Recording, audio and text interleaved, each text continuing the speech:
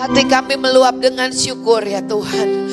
Kami tahu bahwa ucapan kami gak pernah cukup untuk menyatakan betapa besar, betapa luar biasa, betapa dahsyatnya Engkau bagi kami ya Tuhan. Tuhan kami yang setia, Tuhan kami yang tidak pernah berubah dulu, sekarang dan sampai selama-lamanya. Biarlah kami mau katakan seluruh keberadaan kami, biarlah boleh memuji-muji Tuhan. Dan Tuhan boleh disenangkan dengan pujian kami, dengan ucapan syukur kami. Tuhan, kalau kami bersyukur, kalau kami memuji-muji Tuhan, bukan karena keadaan kami, tapi kalau kami memuji dan menyembah-Mu oleh karena iman percaya kami kepadamu, bahwa kami punya Tuhan yang tidak pernah merancangkan kecelakaan di dalam hidup kami. Kami punya Tuhan yang baik, kami punya Tuhan yang setia, yang merancangkan damai sejahtera untuk hari depan kami yang penuh dengan pengharapan. Terima kasih Tuhan. Dan kalau sebentar kami mau duduk diam Tuhan, kami mau dengar firman-Mu yang kami percaya adalah Engkau sendiri Tuhan. Kami butuh firman-Mu lebih dari segalanya, karena firman-Mu berkata bahwa firman-Mu sanggup menerangi jalan-jalan kami, firman-Mu sanggup menuntun perjalanan kami. Oleh karena itu Tuhan, kami mau katakan kami tidak takut apa yang terjadi di depan, karena kami tahu ada Tuhan yang berjalan bersama dengan kami, karena kami tahu ada firman Tuhan yang selalu menerangi dan menuntun kami. Terima kasih Tuhan. Biarlah telinga dan hati seorang murid ada pada kami, sehingga setiap benih firman-Mu itu boleh jatuh ke tanah hati kami yang subur. Terima kasih Tuhan sudah mengurapi kami, karena roh Tuhan ada pada kami, sehingga setiap kami punya pikiran Kristus, sehingga setiap kami punya kemampuan untuk mengerti apa yang menjadi isi hati Tuhan, apa yang menjadi kehendak Tuhan di dalam hidup kami. Terima kasih Tuhan, berbicaralah buat kami, dan selagi firman-Mu disampaikan, kami percaya ada kelegaan, ada kesembuhan, ada kekuatan, ada terobosan, ada jawaban, bahkan ada mujizat yang Tuhan kerjakan di tengah-tengah kami. Terpujilah Engkau Tuhan. Di dalam satu nama-nama Yesus Kristus Tuhan, kami alaskan doa kami. Setiap kita yang bersuka cita menyambut firman Tuhan, sama-sama kita katakan amin.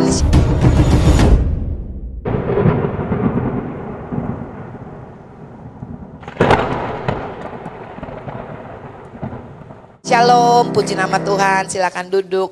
Terima kasih buat tim Praise and Worship. Seberapa banyak yang diberkati Tuhan sama pujian penyembahan pagi hari ini. Puji Tuhan, kita semua diberkati, amin.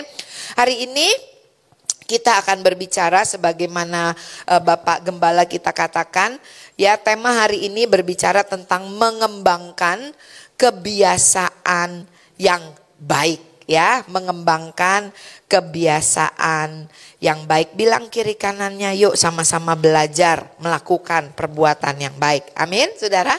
Kita lihat ayatnya sebentar. Di dalam 1 Korintus 15 ayat 58. 1 Korintus 15 ayat 58. Firman Tuhan katakan begini, karena itu saudara-saudaraku yang kekasih, berdirilah teguh, jangan goyah, dan giatlah selalu dalam pekerjaan Tuhan. Sebab kamu tahu bahwa dalam persekutuan dengan Tuhan, jerih payahmu tidak sia-sia.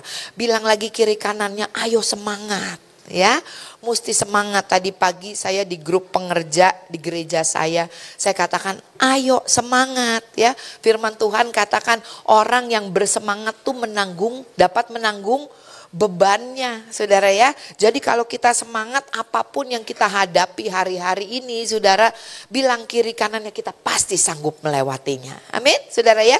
Jadi kita mesti semangat, dan firman Tuhan di sini katakan kita harus berdiri teguh, jangan goyah, giat, atau dengan kata lain rajin di dalam pekerjaan Tuhan. Karena kita tahu, saudara, bahwa setiap jerih payah kita di dalam Tuhan itu tidak sia-sia. Yuk kita lihat ayatnya di dalam Kolose 3 ya. Kolose 3 ayat 23 dan 24. Kolose 3 ayat 23 dan 24 bilang begini. Apapun juga, apa saudara? Apapun juga, mau di gereja, enggak di gereja, di rumah, di pekerjaan, di sekolah, dimanapun kita berada, firman Tuhan bilang begini, apapun juga yang kamu perbuat, perbuatlah dengan segenap hatimu.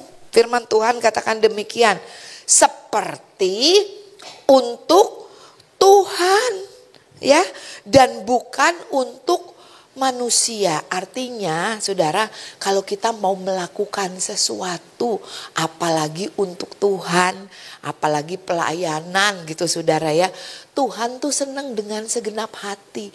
Mungkin yang kau lakukan cuma mungutin sebentar bekas-bekas aqua gelas yang ditinggalin sama saudara kita yang kelupaan mungkin buru-buru, atau tisu-tisu bekas dia nangis gitu ya, kita mungutin. Walaupun saudara itu cuma mungutin sampah di gereja, tapi kalau kita melakukan dengan segenap hati, bilang kiri kanan, itu Tuhan suka. Amin saudara. Mungkin saudara cuma di belakang nyalam-nyalamin atau hal-hal yang tidak terlihat. Datang paling pagi nyusun kursi, lihat kursinya udah lurus atau belum. Pulang paling terakhir, ya. Nggak ada yang lihat, nggak ada yang kasih pujian. Tapi waktu kita melakukan dengan apa? Segenap hati, itu Tuhan seneng. Ya, kenapa sih saudara? Karena Tuhan tuh ngelihat hati. Bahkan ada tertulis di dalam firman Tuhan, Tuhan itu menyelidiki motivasi hati. Bukan cuma lihat hati loh saudara, motivasi hati kita itu dia lihat. Saudara mau apa ya, datang paling pagi, wah pokoknya paling luar biasa lah. Kalau di gereja, di pelayanan, itu dia sing ada lawan gitu ya. Pokoknya dia yang paling luar biasa. Tapi motivasi hatinya saudara, supaya dapat pujian. Motivasinya saudara, oh supaya Bapak Gembala lihat. Nanti kalau Bapak Gembala lihat, PK saya dinaikin gitu. Ya, saya percaya di sini nggak ada saudara ya. Di tempat lain banyak. Motivasinya salah saudara. Ya, itu Tuhan tahu saudara. Tapi kalau kita melakukannya dengan segenap hati kita seperti untuk Tuhan. Nah, kenapa kita melakukan dengan segenap hati seperti untuk Tuhan? Karena di hadapan Tuhan tuh gak bisa pura-pura. Betul kan? Kalau di hadapan manusia kita bisa pura-pura, gak ada yang tahu gitu ya. Tetapi di hadapan Tuhan tuh kita gak bisa pura-pura. Karena Tuhan tahu hati kita saudara ya. Jadi waktu kita melakukannya segenap hati karena kita tahu Tuhan tahu segalanya, seperti untuk Tuhan dan bukan untuk manusia, sekali lagi Tuhan senang. Bahkan di dalam kitab Tawarikh saudara, itu ada tertulis, mata Tuhan memandang seluruh bumi, mencari orang yang bersungguh hati, mencari orang yang dengan segenap hati. Tuhan mau melimpahkan kekuatannya, gitu loh firman Tuhan bilang gitu. Jadi Bapak Ibu, saya ngajak, kalau kita datang ke gereja, jangan jadiin ke gereja tuh rutinitas agamawi. Amin. Amin saudara. Tapi kita datang ke gereja tuh, Tuhan, aku mau datang ke gereja dengan segenap hati karena aku tahu aku mau ketemu Tuhan. Karena aku tahu aku mau ketemu Tuhan lewat firman Tuhan, lewat pujian penyembahan yang dinaikkan sama-sama. Aku percaya, aku datang ke gereja dengan segenap hatiku karena aku percaya aku akan ngalamin Tuhan. Gitu. Jadi jangan datang ke gereja karena rutinitas, karena tetangga sebelah bilang gini, ih orang Kristen gak ke gereja, ya udahlah gue ke gereja gitu ya. Jadi jangan ke gereja tuh karena rutinitas. Bilang kiri kanannya pakai hati. Ya, datang dengan segenap hati. Bahkan firman Tuhan di dalam Amsal 3 ayat 5 bilang begini, percayalah kepada Tuhan Allahmu dengan segenap hati. Betul, jangan mengandalkan pikiranmu sendiri. Dan firman Tuhan katakan, akui dia dalam segala lakumu, maka dia akan meluruskan jalan-jalanmu. Sekalipun mungkin jalan yang kita lewati saudara belak-belok. Maksudnya meluruskan tuh apa? Dipermudah. Maksudnya apa? Diberi kekuatan untuk melewati perjalanan kehidupan kita. Amin. Kenapa? Karena segenap hati. Karena sungguh-sungguh seluruh hati ya melakukannya seperti untuk Tuhan, bukan untuk manusia. Dan ayat 24 bilang begini, kamu tahu, bilang kiri kanannya, udah tahu belum? Udah tahu belum? Ya, kamu tahu bahwa dari Tuhanlah kamu akan menerima bagian yang ditentukan bagimu sebagai upah. Kristus adalah Tuhan dan kamu hambanya. Kalau manusia ngasih upah tuh diukur-ukur. Kira-kira oh dia bagus tapi ada yang lebih bagus lagi. Oh dia bagus tapi kekurangannya ini gitu. Itu manusia. Tetapi kalau kita melakukan dengan segenap hati. Seperti untuk Tuhan, janji Tuhan. Apa? Saudara dan saya nerima upah dari Tuhan. Makanya saya belajar, suami saya bilang sama saya, Ola, kalau pelayanan jangan pilih-pilih. Gereja gede, gereja kecil, mana-mana Tuhan panggil, mana yang duluan, layani, kata suami saya. Jangan lihat PK mana lebih gede, PK mana lebih kecil. Amin. Saudara, jangan lihat itu, tapi waktu kamu melakukan sungguh-sungguh seperti untuk Tuhan. Dari Tuhanlah kamu akan menerima upah. Saudara, saya berani ngomong gini karena saya ngalamin. Saudara diundang ke gereja yang daerah Tangerang. Maaf ya saudara, yang persembahan kasihnya pakai bensin, ngelewatin tol bulak-balik gitu ya. Saudara, selesai gitu saudara ya. Ngerti kan maksudnya? Tapi saya belajar, suami saya selalu ingetin saya. Saudara, jangan pilih-pilih pelayanan. Kamu tuh hamba Tuhan, lakukan seperti untuk Tuhan. Oh iya saudara. Saudara, saya mau katakan, saudara, waktu saya lakukan untuk Tuhan, pernah beberapa kali saudara, saya diundang dengan satu tempat ibadah kantor kecil saudara. Ya saya lihat, waduh rukonya aja modelnya bluwek. Tahu bluwek saudara, bahasa Jerman ya. Modelnya aja bluwek saudara. Tapi waktu selesai ibadah gitu ya, dipanggil saya, Bu, boleh Bu ke kantor? Oh iya Bu, boleh Bu, tolong tanda tangan. Saya pikir tanda tangan apa saudara? Saudara, waktu saya suruh tanda tangan, Bu ini persembahan kasih dari kami. Saudara, dapatnya bukan amplop putih, dapatnya amplop coklat segini. Ngerti dong maksudnya? Di situ saya baru mengerti. Waktu kita konsisten melakukannya dengan segenap hati kita seperti untuk Tuhan, dari Tuhanlah saudara dan saya akan menerima upahnya. Amin. Waktu zaman pandemi saudara, semua yang saya ini full time melayani Tuhan. Yang namanya pelayanan semua tutup saudara. Nggak ada tuh persembahan kasih. Tapi Tuhan bilang sama saya, Ola, aku sumber berkatmu. Percaya nggak?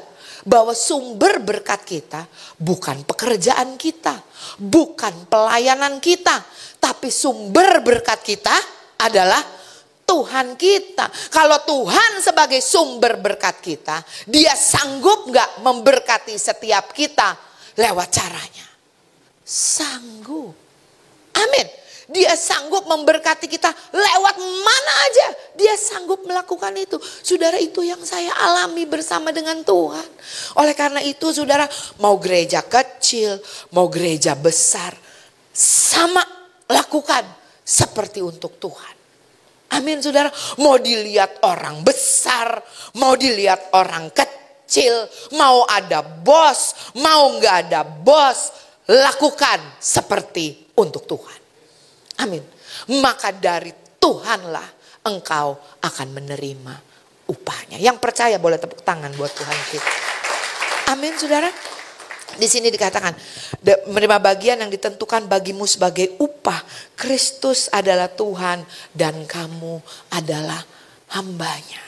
Banyak orang jadi galau, banyak orang jadi kecewa, banyak orang jadi meragukan Tuhan. Waktu apa? Bu, saya udah kerja sungguh-sungguh tapi gajinya kecil. Percaya gak sih? Tuhan tuh sanggup bikin promosi.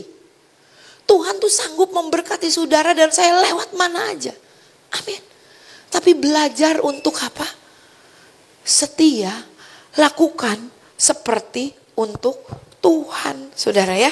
Nah, firman Tuhan di dalam Efesus 2 ayat yang ke-10, Efesus 2 ayat 10 bilang begini. Efesus 2 ayat 10. Karena siapa saudara? Kita. Bilang kiri kanannya kita. Ya. Karena kita ini buatan Allah, diciptakan dalam Kristus Yesus untuk melakukan pekerjaan baik. Bilang kiri kanannya, hidupmu punya tujuan. Karena di sini ditulis untuk. Hidup kita punya tujuan. Tujuannya apa? Untuk apa saudara? Melakukan pekerjaan baik yang disiapkan Allah sebelumnya. Ia mau supaya kita hidup di dalamnya. Supaya kita menghidupinya. Hidup kita tuh punya tujuan. Bilang lagi kiri kanannya, hidupmu punya tujuan, bukan gak ada tujuan. Mau kita masih kecil, mau kita muda, mau kita sudah tua, hidup kita punya tujuan. Amin saudara. Makanya Paulus berkata, saudara, aku sih lebih mau balik ke rumah Tuhan. Karena kan dia saat itu disiksa, di penjara. Tapi dia bilang gini, tetapi kalau hidupku di dunia ini masih berguna, ya hidup bagiku adalah Kristus. Mati adalah keuntungan. Jadi kalau saudara dan saya masih ada di dunia ini, bilang kiri kanannya, kamu masih berguna. Amin. Karena Paulus yang bilang begitu. Kalau aku masih berguna di dunia ini, ya biarin aku di dunia ini. Sehingga hidup hidup adalah bagi Kristus, mati adalah keuntungan. Amin. Karena hidup kita ini punya tujuan. Untuk apa? Untuk melakukan pekerjaan baik. Ya, yang Tuhan udah siapin jauh sebelumnya. Dan Tuhan mau kita hidup di dalamnya. Hidup di dalamnya loh. Artinya apa? Bilang kiri kanannya, konsisten. Ya. Hidup di dalamnya itu artinya kita harus konsisten. Saudara untuk hidup kan saudara kan nggak bisa kan yang namanya nafas tuh terserah mood gitu kan, kadang-kadang gitu kan. Ntar mau nafas, ntar nggak bisa kan. Konsisten kan nafas kan untuk hidup gitu ya. Makanya harus konsisten, betul. Demikian pula dengan yang namanya pekerjaan baik, saudara ya. Nah, oleh karena itu bicara tentang memelihara kebiasaan baik, saudara ya. Tuhan tadi katakan kita adalah ciptaan yang baru di dalam Kristus Yesus Tuhan, ya. Dan Dia mau kita hidup melakukan pekerjaan baik yang Dia sudah sediakan. Dia mau kita hidup di dalamnya, saudara ya. Yuk kita lihat sebentar firman Tuhan di dalam Korintus tadi ya. Ayat 33, janganlah kamu sesat, pergaulan yang buruk merusak kebiasaan yang baik. Yang pertama, saudara ya, sekali lagi saya mau katakan, saudara dan saya punya kemampuan untuk melakukan pekerjaan baik. Amin. Tuhan kita itu adalah Bapa yang baik, Tuhan yang baik. Dia gak mungkin suruh kita melakukan sesuatu kalau gak ada pada kita. Dia gak mungkin suruh kita melakukan sesuatu kalau kita gak bisa. Betul saudara? Jadi kalau dia suruh kita melakukan pekerjaan baik, saudara dan saya udah punya kemampuan itu. Tapi seringkali ada hal-hal yang merusak. Ya tadi saya katakan tuh di dalam 1 Korintus 15 ayat 33. Katakan apa? Janganlah kamu sesat. Ya, pergaulan yang buruk merusak kebiasaan yang baik. Janganlah kamu sesat. Artinya, saudara, waktu saudara bergaul aja, saudara udah sesat. Jangan kamu sesat. Pergaulan yang buruk merusak kebiasaan yang baik. Artinya, belum melakukan yang jelek-jelek, belum melakukan yang buruk-buruk, baru bergaul doang. Firman Tuhan bilang apa? Bilang apa saudara? Janganlah kamu sesat. Betul saudara, sesat tuh maksudnya tersesat gitu loh saudara. Nyasar, bukan ke situ. Gimana sih kalau orang yang nyasar salah jalan gitu loh. Jadi tujuannya juga gak sampai saudara. Ya, jangan sesat, pergaulan yang buruk merusak kebiasaan yang baik. Saudara, kita berteman dengan semua orang. Betul? Tapi dengan siapa kita bergaul, boleh bilang kiri kanannya, pilih-pilih lah. Ya, saya ada kenal satu keluarga, itu saya heran loh. Satu keluarga melayani Tuhan Bapak Ibu. Dari orang tuanya, suami istri, anak-anaknya melayani Tuhan. Tapi kami kok ya kalau ada mereka, kami tuh rasanya gimana gitu ya. Gitu. Kenapa saya bilang gitu? Karena orangnya negatif melulu. Bingung. Ya, orang bisa dapat sesuatu yang positif gitu ya. Tapi kok kalau yang ke keluarga ini selalu negatif melulu. Gak jauh-jauh saudara, suami istri mirip. Mertuanya mirip, anak-anaknya juga mirip. Ya kan serumah. Saudara ya, oleh karena itu saudara saya mau katakan saudara ya. Biar setiap kita itu adalah garam dan terang. Artinya saudara, kalau sesuatu yang buruk maupun itu di dalam rumah kita, jangan jadikan kebiasaan. Amin. Ya, kalau biasa ngomongin orang, udah berhenti sampai di kita, gitu ya. Kan kalau ngomongin orang kan paling asik kalau yang satu nyautin lagi kan. Ya kan, ya kan, ya kan? Betul nggak? Coba, saudara lagi ngomongin orang, yang satu diem aja, pasti habis itu dia diem. Tapi kalau saudara ngomongin orang, terus yang satu nyautin, terus panjang, saut-sautan. Gosip katanya. Makin digosok makin sip. Tuh kan tahu. Betul saudara. Tapi kalau berhenti sama saudara. Ya, saya bersyukur kami satu keluarga. Kami itu terbuka satu dengan yang lainnya saudara. Bahkan anak-anak saya suka gini. Idi mama, kok mama ngomongin orang sih? Oh iya ya. Ngomongin orang ya. Iyalah ma, itu ngomongin orang. Gitu kan anak saya saudara. Berhenti, saling ngingetin. Satu keluarga. Atau kalau lagi ngomongin apa, udahlah jangan ngomongin orang. Betul saudara, hati-hati saudara jangan sesak ya. Kebiasaan yang buruk, pergaulan yang buruk itu merusak kebiasaan yang baik saudara ya. Lalu yang kedua, yang tadi pertama yang menghambat perbuatan baik adalah pergaulan yang buruk. Yang kedua saudara, bilang kiri kanannya yuk baca Alkitab ya. 2 Timotius 3 ayat 16 dan 17. 2 Timotius 3 ayat 16 dan 17.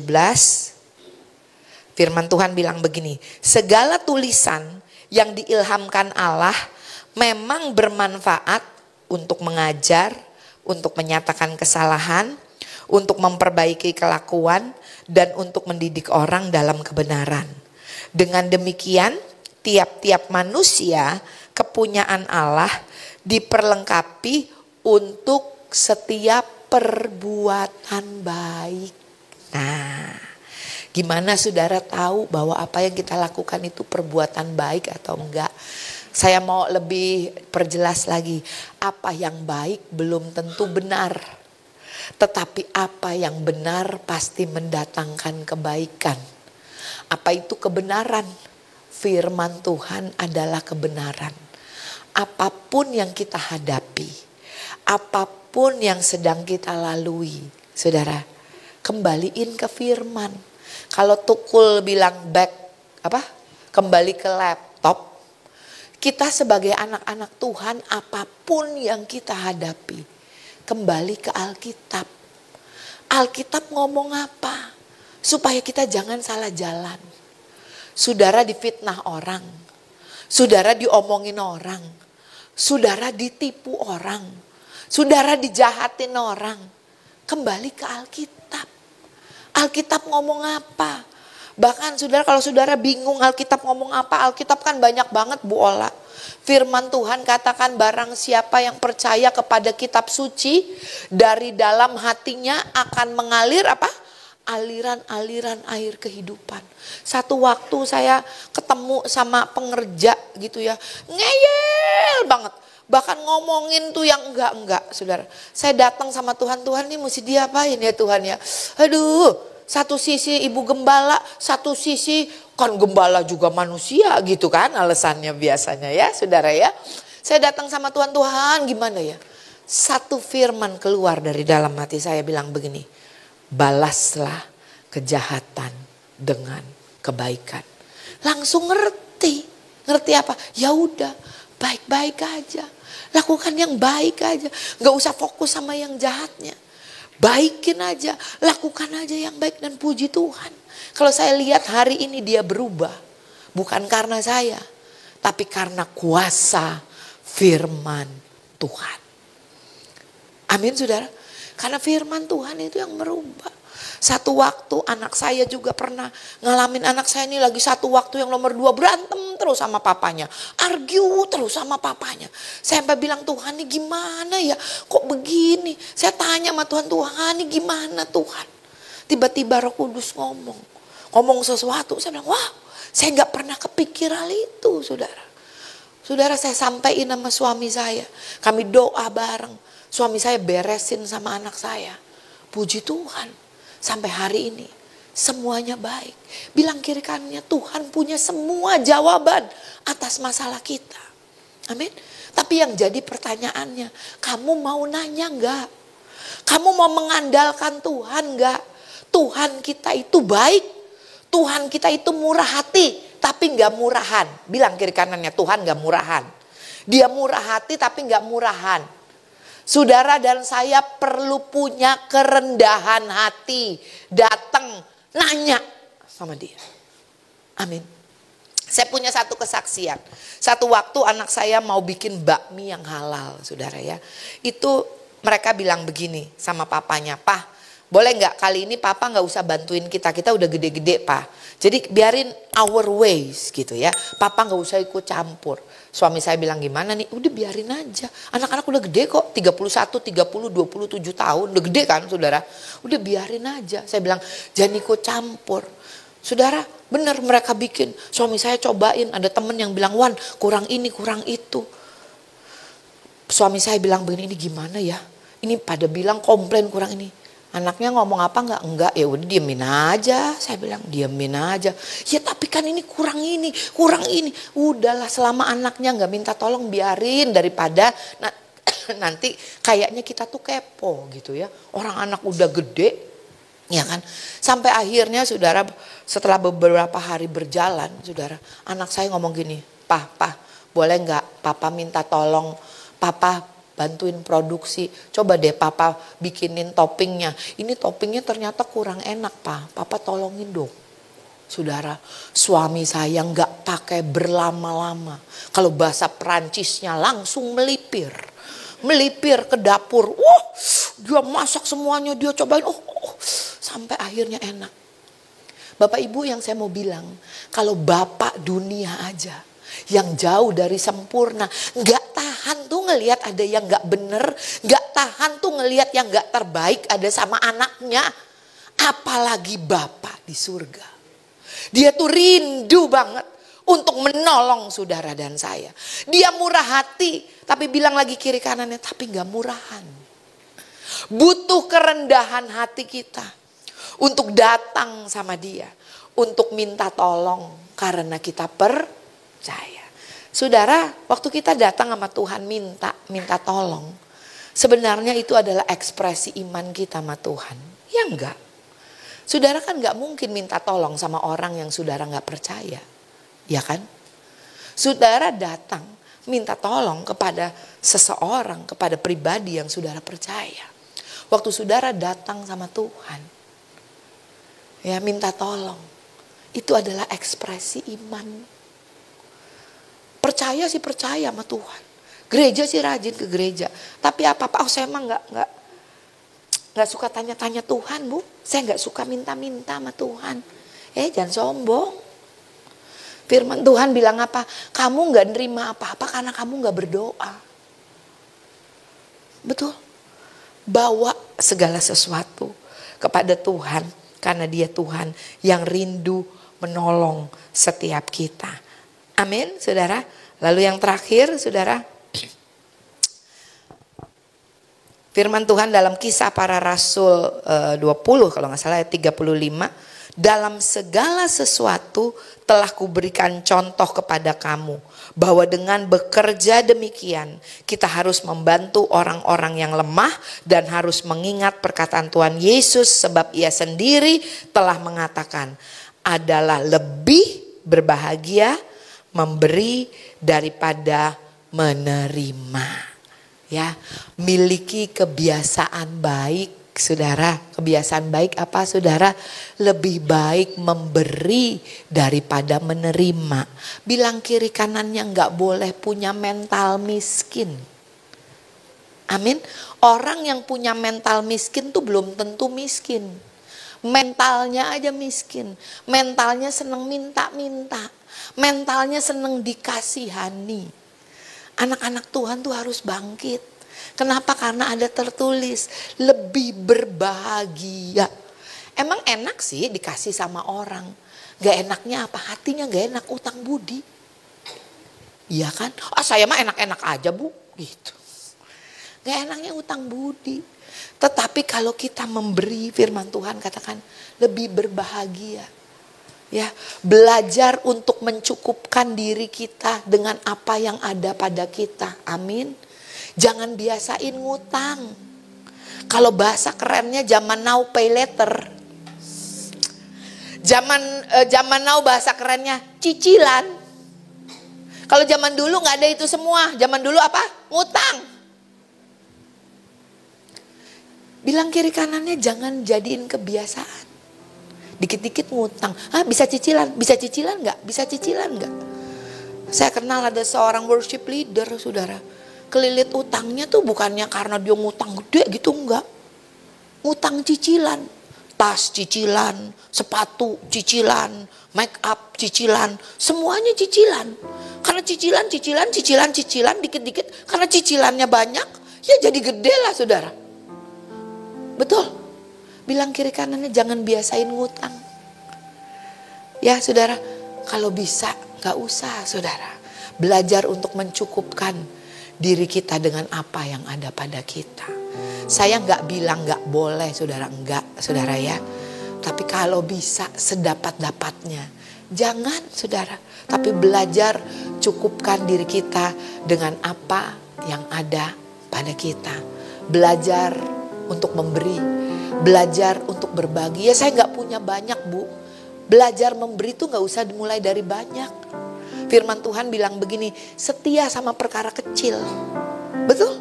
Saudara pengen rindu untuk jadi pribadi-pribadi yang punya kebiasaan baik memberi? Amin. Mau? Mulai aja sama perkara kecil. Punya kue 2, ini buat kamu 1. Berbagi memberi tuh gak harus gede.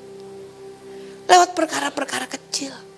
Nanti kalau terbiasa sama perkara kecil, kamu akan terbiasa dengan perkara-perkara yang besar. Amin. Saudara, saya percaya Tuhan mau bahwa melakukan kebiasaan baik, ya itu bukan cuma jadi sesuatu yang harus kita lakukan, tetapi menjadi sesuatu yang harus kita hidupi. Kenapa kita harus hidupi? Karena Tuhan sudah menyediakan pekerjaan baik dan Tuhan mau kita hidup di dalamnya. Karena Tuhan sudah berbuat baik kepada kita, kita sanggup berbuat baik kepada orang lain.